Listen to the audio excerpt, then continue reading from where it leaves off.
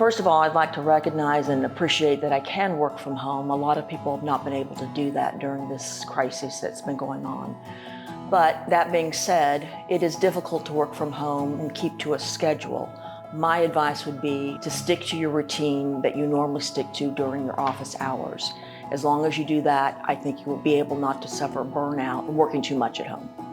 I'd like to tell my USMR family that I miss you all very much, and I'm looking forward to seeing all of you back in the office. You've been fantastic and really risen to this occasion. Love y'all.